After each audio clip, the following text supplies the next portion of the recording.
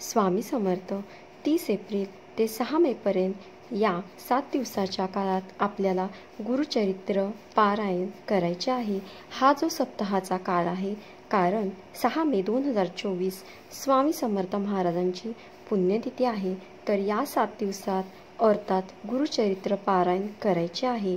कुठलीही मनात शंका कोण काय सांगते, काय म्हणतं याकडे लक्ष न देता तुमचं मन शुद्ध ठेवा। तुम्हाला जेवढे नियम पाळता येईल तेवढे पाळा। कधी काय होते, आचार विचार वाईट येतात, मनामध्ये मन लागत नाही, फक्त वाचायचे म्हणून गुरुचरित्र वाचतात, त्या पारायणाला काही अर्थ नाही। म्हणून मन शांत ठेवा आणि सर्वांनी सामूहिकरित्या गुरुचरित्राचे पारायण करा। मठात किंवा केंद्रात जाऊन तुम्ही पारायण जाऊन केलं याचं खूप तुम्हाला फळ मिळेल। बघा, तुम्ही एका केंद्रात जाऊन पारायण केले आणि तिकडे 40 लोक पारायणला बसले असेल किंवा 30 लोक, तर 30 गुरुचरित्र किंवा 40 गुरुचरित्र पारायण केल्याचे फळ मिळते।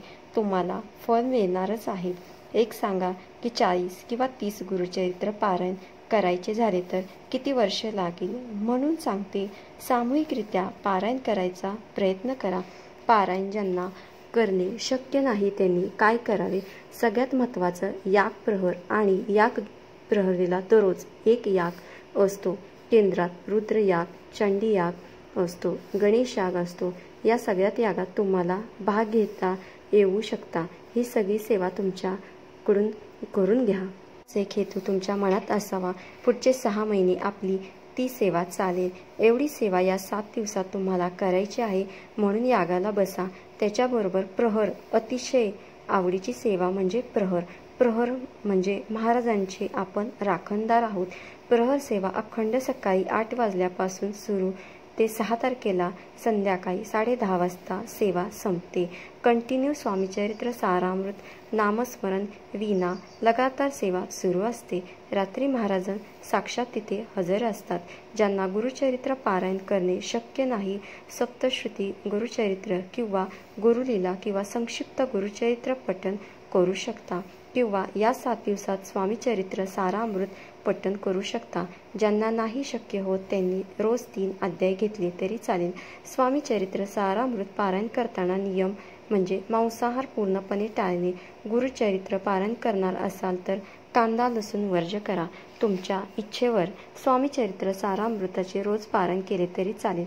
पूर्ण पुस्तक वाचायचे आहे तरी चालेल, आणि रोज 11 माळी जप, स्वामींची जप केला पाहिजे। तुम्हाला हेही नाही जमले तर रोज नामस्मरण करा। तुम्ही कोणत्याही मासिक प्रॉब्लेममध्ये असाल किंवा सुतकमध्ये असाल तर महाराजांचं नामस्मरण करा। महाराजांचं नामस्मरण करताना कोणतेही नाही किंवा कोणताही प्रॉब्लेम येत नाही। हा सप्ताह पुढील डिसेंबरमध्ये मार्गशीर्ष महिन्यापर्यंत आपल्याला वाट बघावी लागते। म्हणून तुम्हाला सांगते की एप्रिल ते 6 मे पर्यंत गुरुचरित्र पारायण आहे। त्यामध्ये अतिशय महत्त्वाचं म्हणजे सहभागी होणे आणि सामूहिकरित्या पठण करणे हे महत्त्वाचे आहे। त्यात जाऊन तुम्ही कोणतीही आवर्जून सेवा करावी, यामुळे तुम्हाला इच्छित फळ प्राप्त नक्कीच होईल। श्री स्वामी समर्थ। हा संदेश शेवटपर्यंत ऐकल्याबद्दल धन्यवाद।